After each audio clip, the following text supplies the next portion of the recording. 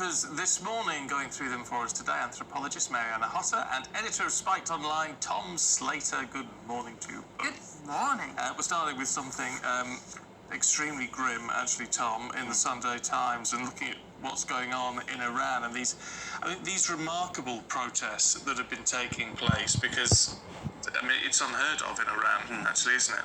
Well, it's such incredible courage. I'm sure a lot of people have seen on social media people taking to the streets in really unprecedented numbers. These sort of protests against enforced wearing of the hijab have been rumbling for about 4 or 5 years now, but it all seems to have come to a head. You're seeing men and women taking to the streets. It's become kind of much broader than what originally sparked it, which was essentially the death in police custody of Mahsa Amini's 22-year-old Iranian Kurdish woman, who was seemingly quite badly beaten by the morality police and eventually died.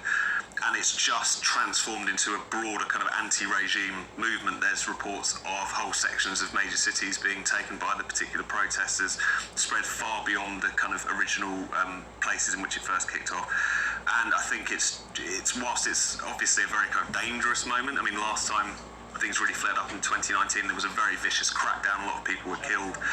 It's also, tremendous show of courage and bravery against some courage to go out there and protest. Completely, and I think it just showed. As a woman, not to wear the hijab, they're wearing makeup, they're being very Western. Completely, dancing in the streets, cutting their hair, women of all ages, and also men there defending them against attacks from police and other people.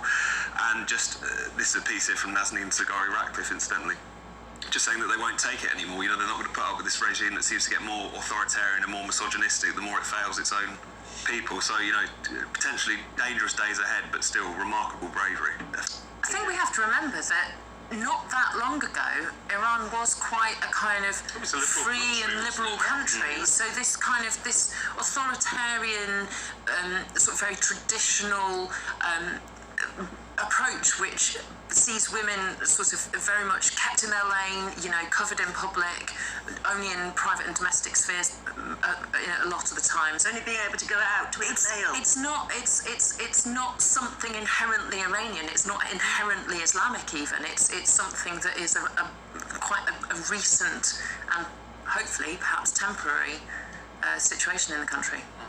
Tell us about Prince Harry's book, Marianne. Yeah, from the serious to the ridiculous, perhaps. So, Prince Harry has written this tell-all memoir. He wrote it before the Queen and before Prince Philip died, in collaboration with a ghostwriter. It was planned for publication in time for Thanksgiving in the US, which is November the 24th. Yeah. Not that long away. So, let's assume that everybody, the lawyers, Harry, all the kind of parties, signed off this manuscript some time ago. It's been at printers, they're printing millions of copies, binding the books, packaging them up. They're probably on a ship coming from some big printing press in China. Ready to be distributed. And Harry apparently has gone, whoa, I need to change some bits in that book because it's not great. And now my grand's dead, and blah, blah, blah, blah, things have changed. And the big question is, will they be able to? Now, if it were any other author, they would just say, no, it's too late. You signed to say you were happy, so it's going ahead. It's Prince Harry, though. So they're going to have to do something. But whether that's pulping what is probably millions of copies of this book. It costs a fortune. Oh, it's going to be insanely expensive for, I think it's Penguin Random House, who have so far declined to comment, understandably. But there's a few people. Also, I was saying to Tom, or whoever works in that warehouse, who actually has some of those original copies of them. They'll find their way out. They're going to find their way out. Find their way out. And also, it's going to cost him a considerable amount of money to try and withdraw, even if he can. Because allegedly, it's already a 7-figure sum that's been given in advance. Well, yes, exactly. I mean, it's going to be a kind of a global bestseller.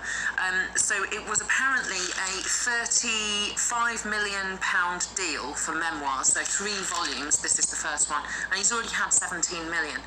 Given that, to a greater or lesser extent, money is no object, I wonder whether it's sort of like in the back office, there's some kind of deal where if he is that desperate to withdraw this version from sale and have it never see the light of day, they will cover the costs. That's the only way to do it, because otherwise Penguin Random House would just go, we've got a contract, we can't take that kind of commercial loss just because you've changed your mind. Well, they got 200 million from Netflix, didn't they? Yeah, I mean...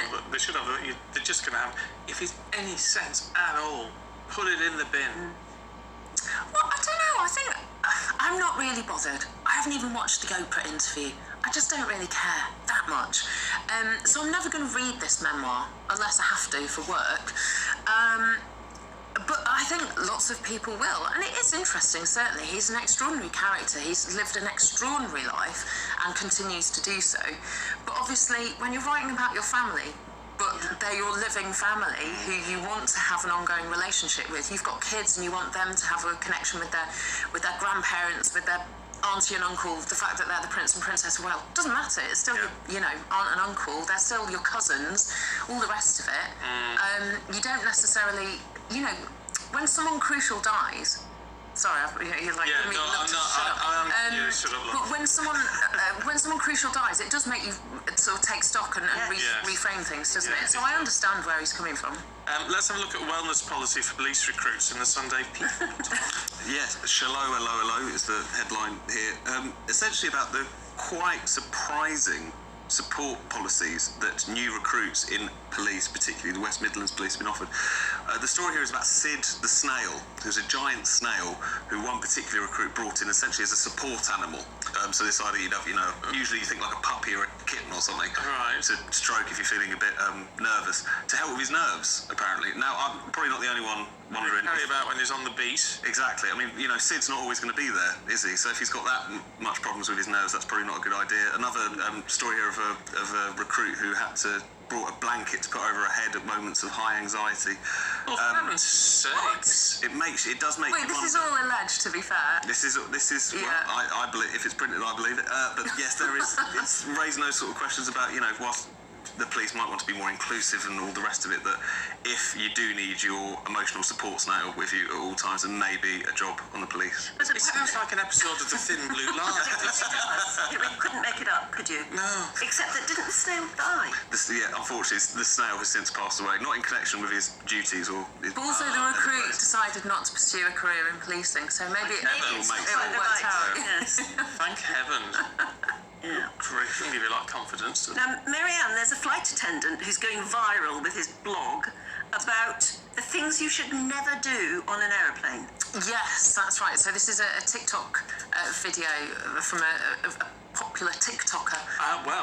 For your delight. Please. Watch it. Oh, there we go. Okay. Things you should never do on an airplane. Number one, do not ever touch the flush button or lever with your bare hands. It's honestly just super unsanitary and it's pretty gross. So when you flush, use a napkin or a tissue that's in the lavatory. Number two, don't forget to drink water. Stay hydrated. You want to have about 16 ounces for every flight that you go on. Just keep that in mind. Number three, do not fall asleep or lean your head on the window. You're not the only one who has done that, and you don't know how many people or children have wiped their hands or other things all over the window. Number four, don't or try not to wear shorts when you're on an airplane. It's the same thing as the window. You never know how clean it's going to be. So if you have pants, you're going to have less germs. Number five, don't feel afraid to let a flight attendant know if you're feeling sick. We are there to help. So if you need food, water, or an air sickness bag, please feel free to let us know. Don't wear shorts. Don't lean against the window. So the don't wear shorts thing. This is in principle because the seat is so filthy. You don't want the filth to be on the backs of your legs. Yeah, well, what I'm about like, but they'll be on my trousers. Well, you can wash your trap. Well, you wash your I can wash my legs. Exactly. Yeah, fair point. Exactly. He's made a point of it, though, which is interesting, isn't it? And don't touch the flush button with bare hands. You have to cover your hand, or I guess you could touch the flush button and then wash your hands. There's a few get rounds. I always wonder about the little slidey lock. Yeah. Because that's the thing that, and then you have to use the handle to actually get out the thing. Yeah. So then either embrace the germs or get your hand sanitizer. You do always get off a plane feeling a bit unwell, don't you, a day or two later?